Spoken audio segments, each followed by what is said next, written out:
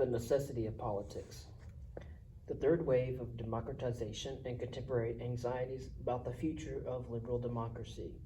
How both left and right entertain fantasies about the abolition of government. How contemporary developing countries represent the fulfillment of these fantasies. How we take institutions for granted, but in fact have no idea where they come from. During the 40-year period from 1970 to 2010, there was an enormous upsurge in the number of democracies around the world. In 1973, only 45 of the world's 151 countries were counted as free by Freedom House, a NGO that produces quantitative measures of civil and political rights for countries around the world. That year, Spain, Portugal, and Greece were dictatorships. The Soviet Union and its Eastern European satellites looked like strong and cohesive societies. China was caught up in Mao Zedong's Cultural Revolution. Africa saw the consolidation of rule by a group of corrupt, quote, presidents for life, end quote, and most of Latin America had fallen under military dictatorship. The following generation saw momentous political change with democracies and market-oriented economies spreading in virtually every part of the world except for the Arab Middle East. By the late 1990s, some 120 countries around the world, more than 60% of the world's independent states, had become electoral democracies. This transformation was the third wave of democratization. Liberal democracy, as the default form of government, became part of the accepted political landscape at the beginning of the 21st century.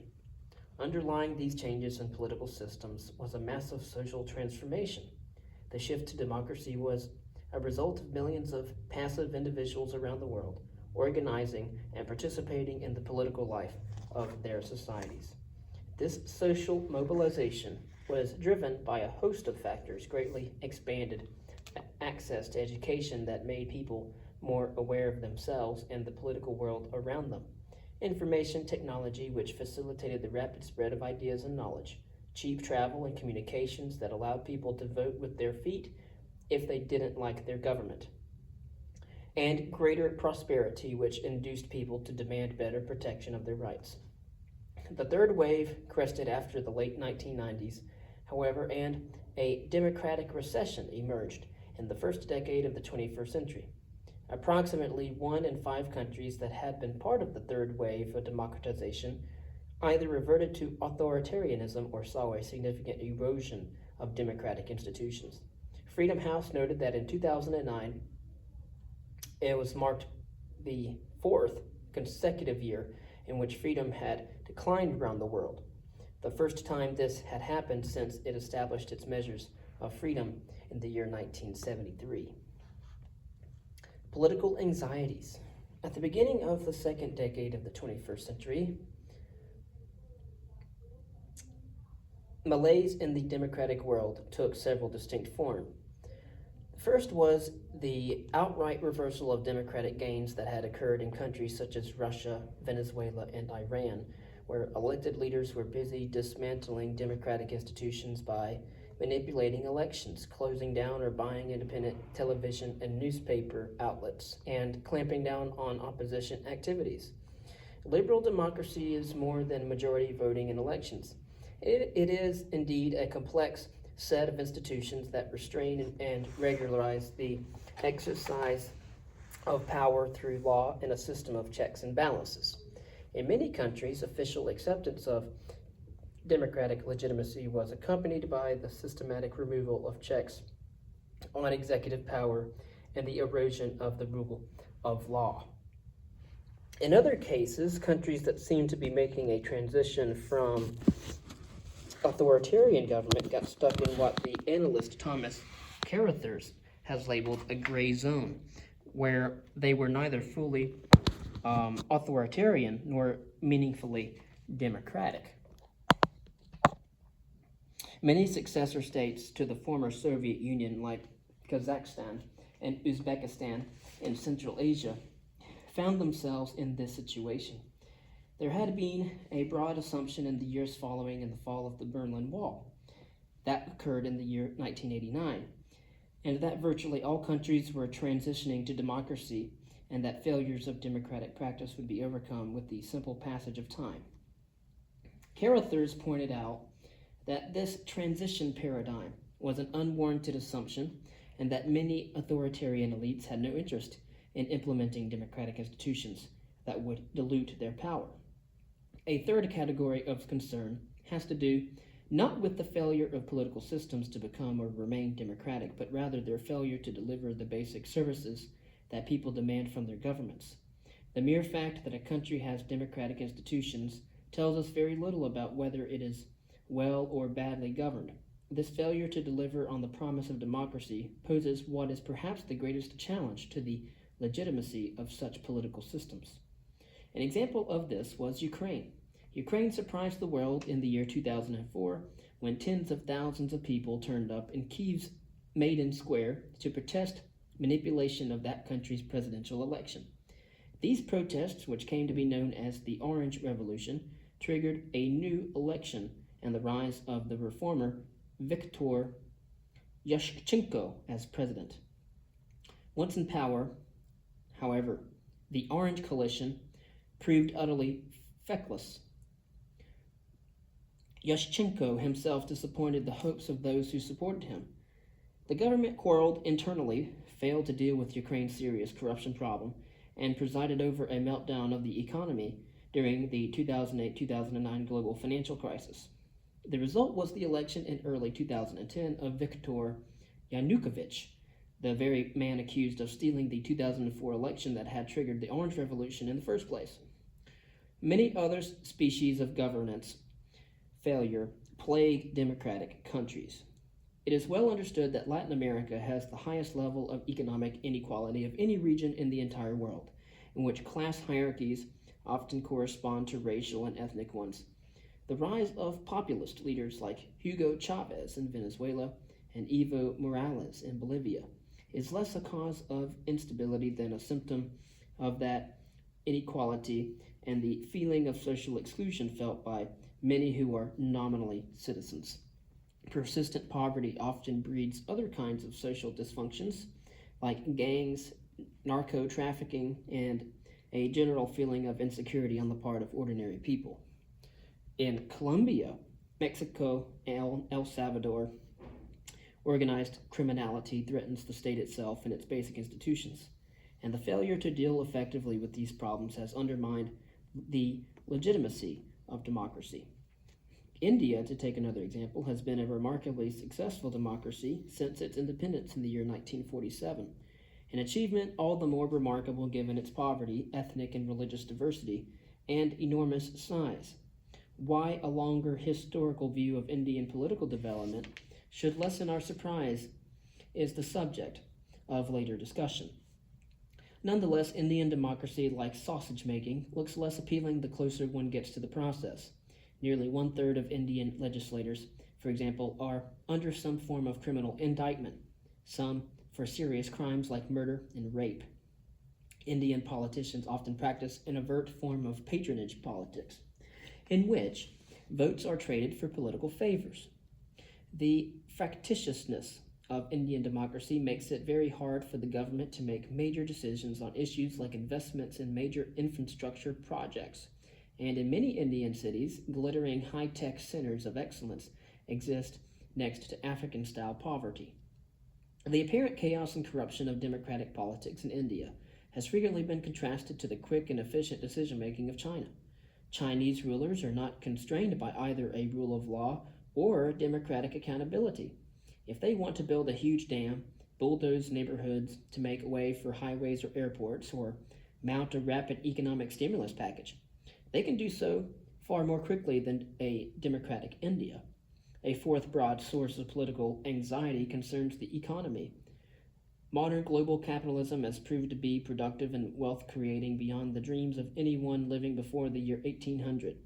In the period following the oil crises of the 1970s, the size of the world economy almost quadrupled, and Asia, based on its openness to trade and investment, saw much of its population join the developed world.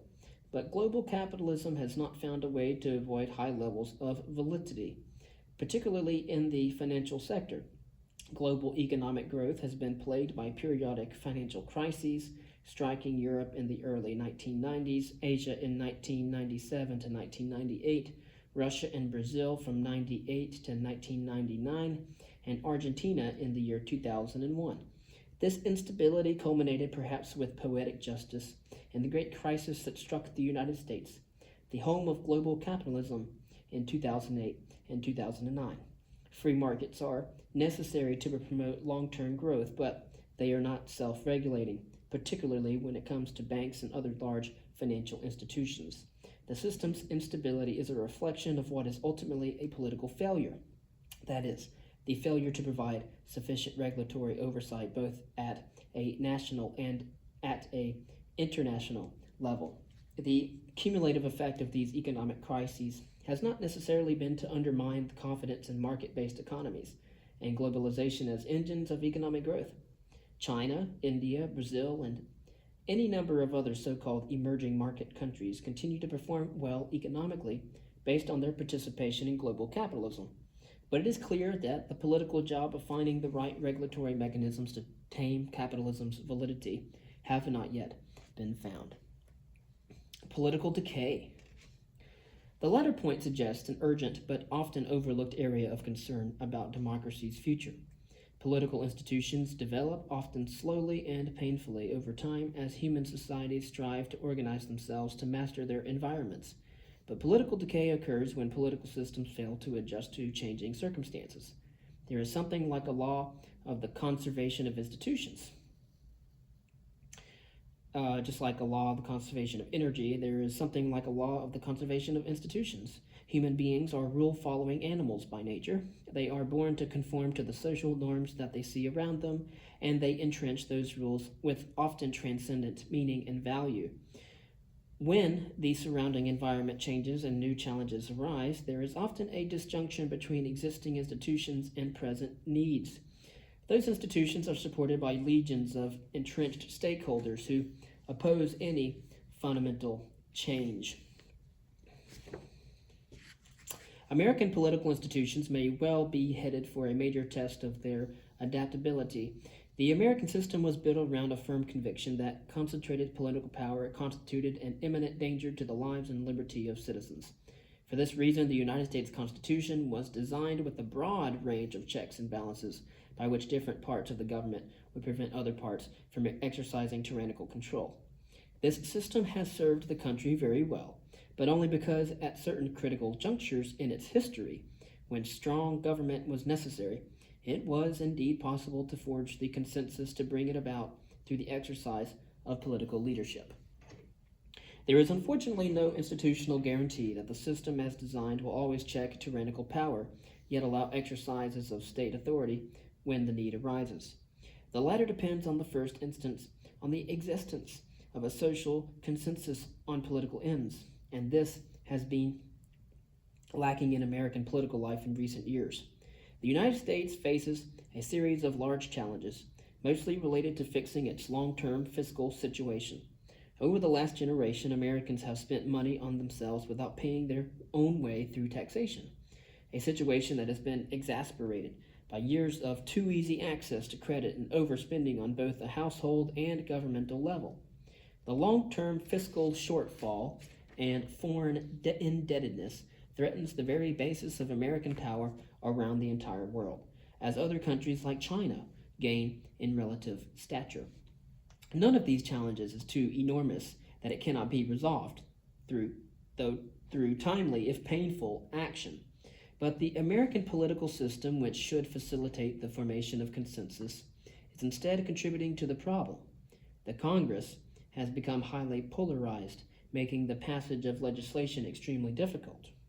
For the first time in modern history, the most conservative Democrat in Congress is more liberal than the most liberal Republican. The number of seats in Congress, won by a margin of 10% or less, meaning that they are up for grabs by either party, has fallen steadily from nearly 200 in the late 19th century to only a little more than 50 in the early 2000s. Both political parties have become much more ideologically homogeneous and deliberative debate between them has deteriorated.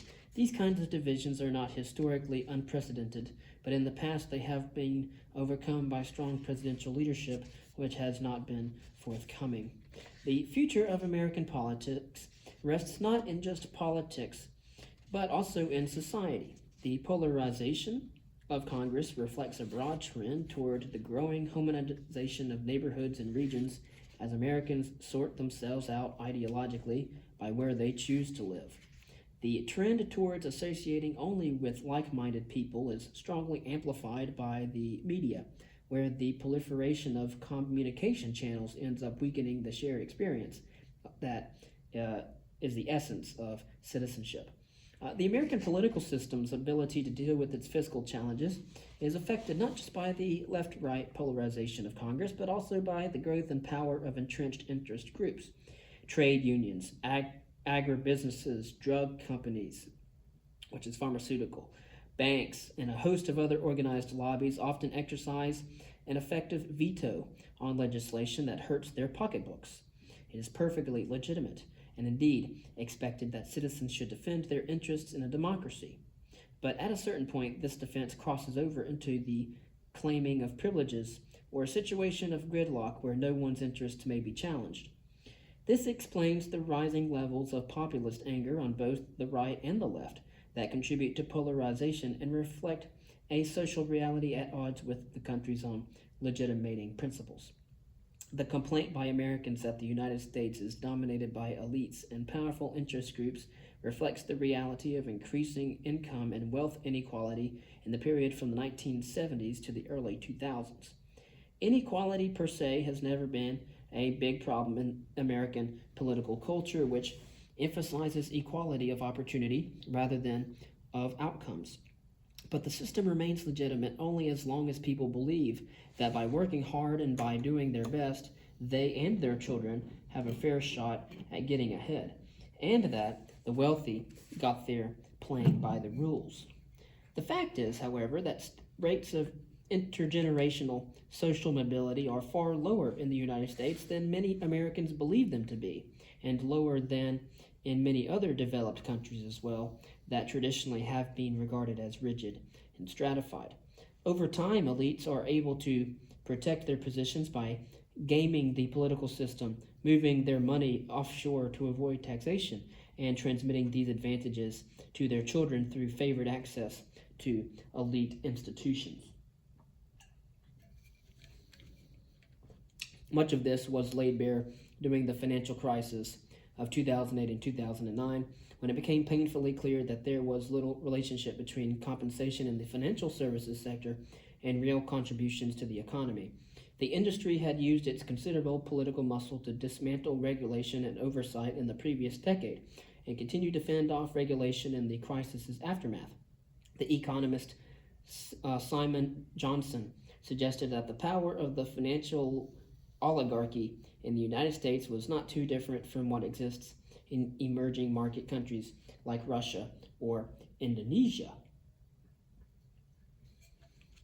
There is no automatic mechanism by which political systems adjust themselves to changing circumstances.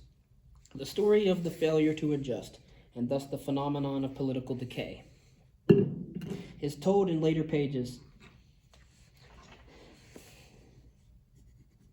There was no necessary reason why the Mamluk Sultanate in Egypt could not have adopted firearms earlier in order to meet rising external threats, as the Ottoman Turks, who ultimately defeated them, did. Nor was it inevitable that emperors in the late Ming dynasty in China would fail to tax their citizens adequately in order to support an army that could defend the country from the Mencas. The problem in both cases was the enormous institutional inertia existing behind the status quo. Once a society fails to confront a major fiscal crisis through serious institutional reform, as the French monarchy did after the failure of the Grand Party in 1557, it is tempted to resort to a host of short-term fixes that erode and eventually corrupt its own institutions. These